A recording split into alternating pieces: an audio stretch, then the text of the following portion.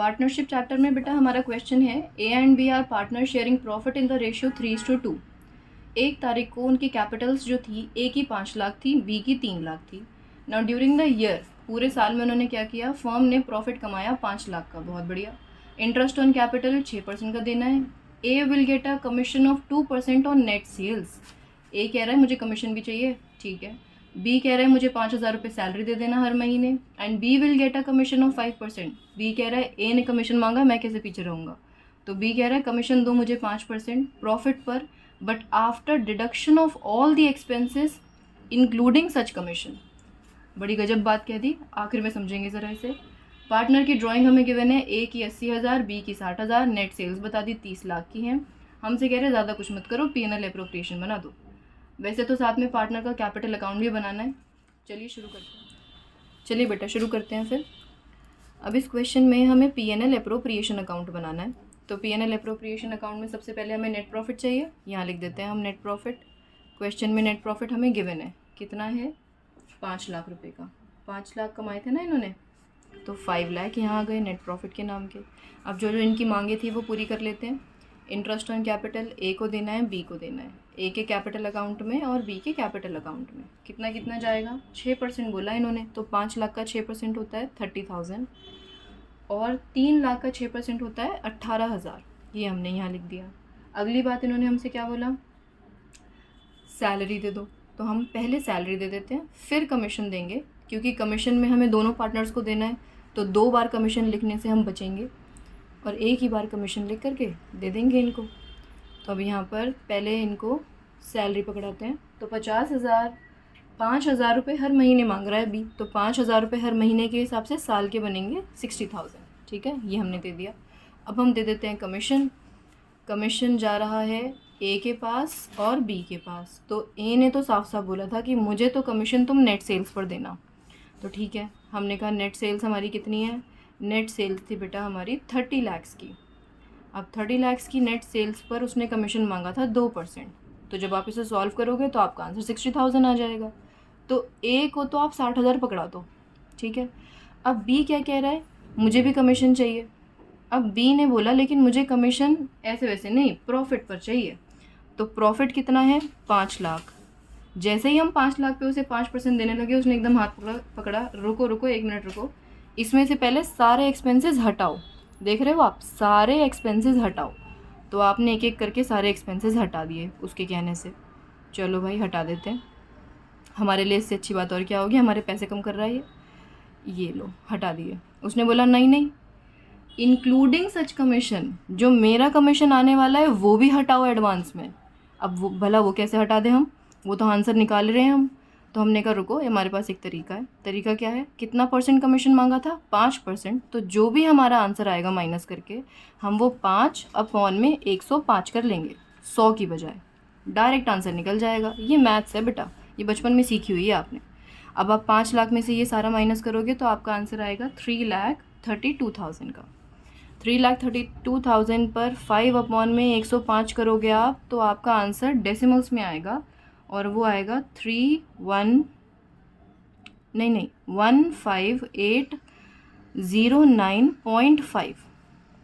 अब डेसिमल्स में हम कभी भी अपने आंसर को एक्सेप्ट नहीं करते, तो हम उससे कहते हैं भैया राउंड ऑफ कर लेते हैं। तो राउंड ऑफ का तरीका मैं वैसे तो पहले आपको सिखा चुकी हूँ, लेकिन फिर से बता देती हूँ एक बार।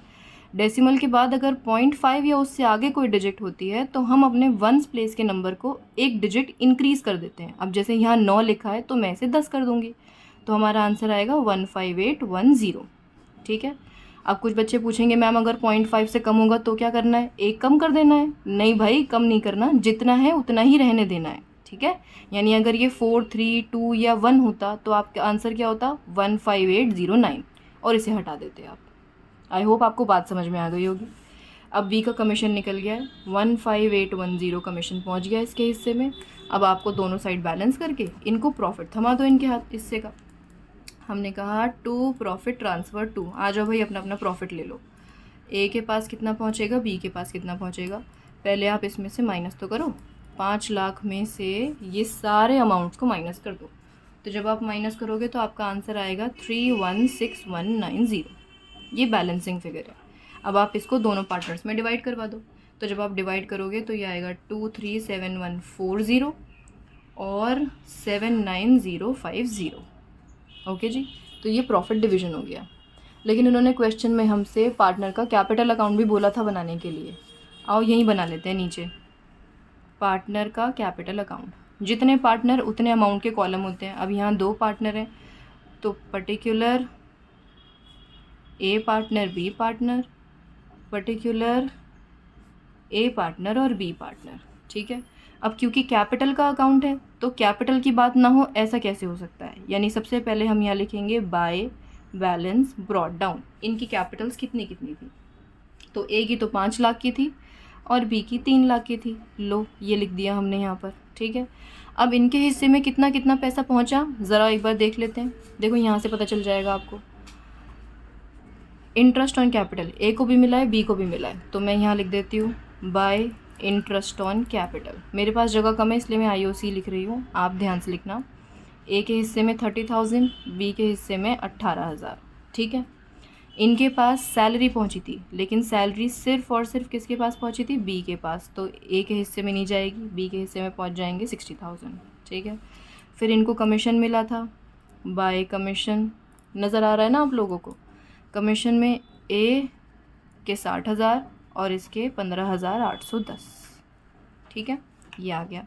अच्छा एक बात और है, देखो प्रॉफिट भी तो है, तो यहाँ पर प्रॉफिट भी लिखो, profit transfer PNL appropriation account. यहाँ लिखो गया PNL appropriation account 237140 and 79050। Okay, ये हो गई हमारी क्रेडिट साइड कंप्लीट। अब अगर मैं डेबिट साइड की बात करूँ तो इन्होंने हमें क्वेश्चन में ड्राइंग्स दी हुई थी। ड्राइंग दी हुई थी तो हम ड्राइंग को यहाँ लिख देंगे टू ड्राइंग्स अकाउंट। ए के हिस्से की ड्राइंग कितनी थी, 80,000 की, और बी के हिस्से की ड्राइंग कितनी थी, 60,000 की। और कुछ इन्होंने एक्स्ट्रा बात हमें बताई नहीं थी। मैम नेट सेल्स नहीं आएगा, नहीं नेट सेल नहीं आएगा यहाँ पर बिल्कुल भी। अच्छा मैम इस क्वेश्चन में जब ड्राइंग गिवन थी तो हमने यहाँ पर इंटरेस्ट ऑन ड्राइंग तो निकाला ही नहीं, इंटरेस्ट ऑन ड्राइंग भी तो लिखना था। लेकिन इंटरेस्ट ऑन ड्राइंग आप मुझे बताओ कौन से रेट ऑफ इंटरेस्ट पे निकालोगे, क्वेश्चन में गिवन है रेट ऑफ इंटरेस्ट। अच्छा तो मैम जब पार्टनरशिप डीड साइलेंट होती है तो 6% नहीं ले लेते हम। अरे बेटा याद करो, पार्टनरशिप डीड जब भी साइलेंट होती है तो इंटरेस्ट ऑन लोन 6% जाता है, इंटरेस्ट ऑन ड्राइंग या इंटरेस्ट ऑन कैपिटल नहीं जाता 6%। ठीक है, अब आपको ज़्यादा कुछ नहीं करना, बस अपनी डेबिट साइड और क्रेडिट साइड इक्वल कर लेनी है। यहाँ पर आपको निकालना है टू बैलेंस कैरिड डाउन।